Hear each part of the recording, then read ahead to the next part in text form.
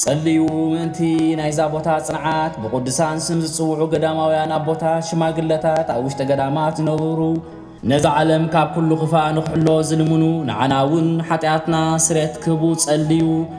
ኦ ጎይታ ይቅረ በለልና። ጸልዩ ምእንቲ ኣሕዋትናን ኣቦታትናን ኣብ ዝቦታት ዘለውን ኣብ ካልእ ቦታት ዘለውን ብነፍስን ብስጋን ንዝሓመሙ ክርስቶስ ንዓናን ንዓታቶምን ምሕረት ጥዕና ክበና ጽቡቕ ሓሳብ ከሕስበና ንኃጢአትናን ስርየት ክበና ጸልዩ። ኦ ጎይታ ይቅረ በለልና። ጸልዩ ምእንቲ ኣቦታትናን ኣሕዋትናን ብባሕሪ ንዝገሹ ብምድረ በዳ ዝገሹ ብዓበይቲ ሩባታት ዝገሹ ቁኑዕ መንገዲ መሪሑ ክርስቶስ ናብ ኣባይቶም ብሰላም ንኽመልሶም ጸልዩ። ኦ ጎይታ ይቅረ በለልና። ጸልዩ ምእንቲ ምድሪ ሕርሻ ምእንቲ የዋምን ዘራእትን ኣትክልቲ ኣብ ዓለም ዘሎ ኩሉ ፍረ ክርስቶስ ባሪኹ ንኸብዝሖም ካብ ጥፋት ሓልዩ ናብ ጽቡቕ ፍረን ከብጽሖም ንዓናውን ኃጢአትና ንኽስረየልና ጸልዩ። ኦ ጎይታ ይቅረ በለልና።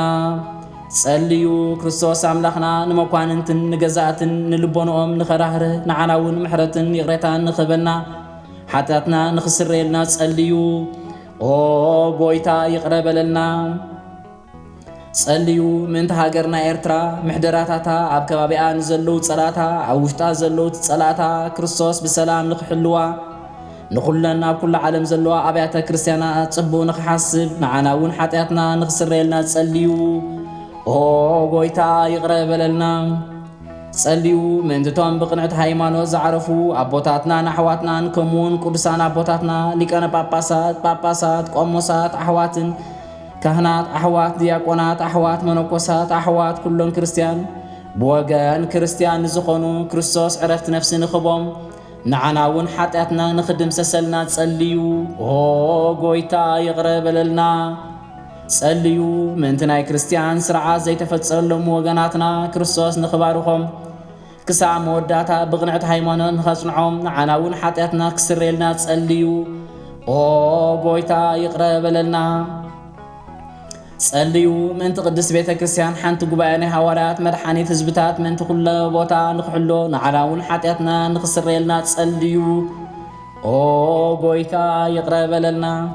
ጸልዩ ምእንቲ ህይወቱ ኣነባብሩ ንውፁእ ቅዱስ ኣቡነ ፓትርያርክ ርእሰ ሊቃነ ጳጳሳት ኤርትራ ኣቦታትና ጳጳሳት ኤጲስቆጶሳት ክቡር ኣቦና ጸልዩ ምእንቲ ህይወቱ ኣነባብሩ ንውፁእ ቅዱስ ኣቡነ ፓትርያርክ ኣቡነ ባሲሎስ ርእሰ ሊቃነ ጳጳሳት ኤርትራ ኣቦታትና ጳጳሳት ኤጲስቆጶሳት ሊቃነ ጳጳሳት ህይወቶም ንኽሕሉ ኣብ መንበሮም ከጽንዖም ብዙሕ ዓመታት ብዙሕ ዘመናት ብሰላም ንኽውስኾም ንዓናውን ኃጢአትና ንኽስረየልና ጸልዩ።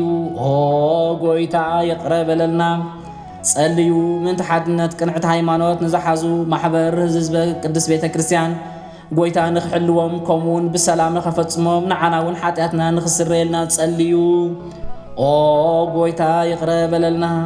ጸልዩ ምእንቲ ኣብ ቅድስት ቤተ ክርስቲያን ንመባእ ንዝህቡ ካብ ሰብ ካብ እንስሳ ክርስቶስ ንኽባርኾም ንኸጽንዖም ንኽረዶም ንዓናውን ኃጢአትና ክስረየልና ጸልዩ።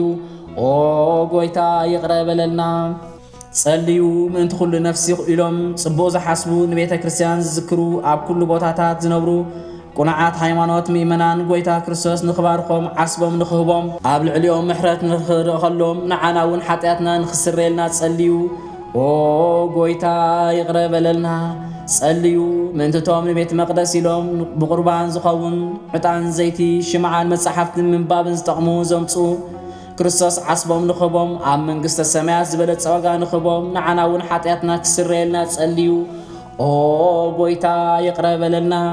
ጸልዩ ምእንቲ ዓበይቲ ሊቃውንቲ ቤተ ክርስቲያን ሓደ ብሓደ ንኽንዝክሮም ዝኣዘዙና ክርስቶስ ንኽባርኾም ኣብ ቅድሚ ሰበስልጣናት ንመኳንንትን ንፈረትን ንፍቕርን ተሰማዕድነትን ንኽዕድሎም ንለምን ንዓናውን ኃጢአትና ክስረየልና ጸልዩ። ኦ ጎይታ ይቅረ በለልና። ጸልዩ ምእንቲ ብደዌ ስጋን ነፍስን ዝደኸሙ ምስኪናት ዘኽታማት ድኻታት ዝተጨንቑ ሕርሻ ዝሓርሱ እኽሊ ዝሸጡ ዝገዝኡ ኣብ ኩሉ ቦታ ዘለዉ ጎይታ ክርህርሃሎም ይቅረ ክብለሎም ንዓናውን ኃጢአትና ክስረየልና ጸልዩ። ኦ ጎይታ ይቅረ በለልና።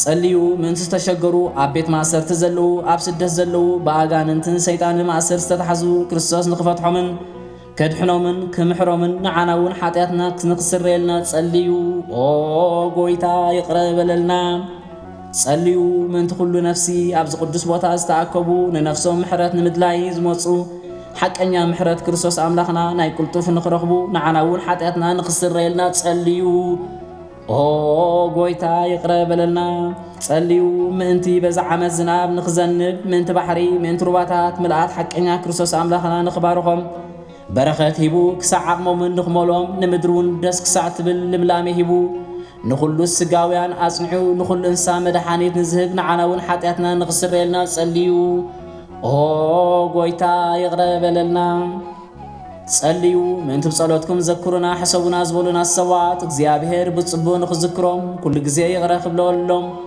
نعناون حاتياتنا نغسر لنا تصليو غويتا يغرب لنا تصليو من انتزاسمون حمامات كريستوس بسلام نخفتصما كابانا ناي صلاتي من بتتان كرحق نفسنا نخدحن يقرا نخبلنا حاتياتنا وين نخسر لنا تصليو غويتا يقرا بلنا تصليو غويتانا املاخنا نرهره يقرا خبلنا صلوتنا تقبلوا نزاسمون بسلام نخفتصما برهان تنساي بسلام بفصم حاغوس كرينا حاتياتنا نخسر لنا تصليو غويتا يقرا بلنا تصليو غويتانا ناملاخنا نرهره يقرا قبلنا صلوتنا تقبلوا نزاسمون بسلام نخفصما برهان تنساي بسلام بفصم حاغوس كرينا حاتياتنا نخسر لنا تصليو غويتا يقرا بلنا تصليو غويتانا ناملاخنا برهره يقرا قبلنا صلوتنا تقبلوا نزاسمون بسلام كفصما برهان تنساي بسلام بفصم حاغوس كرينا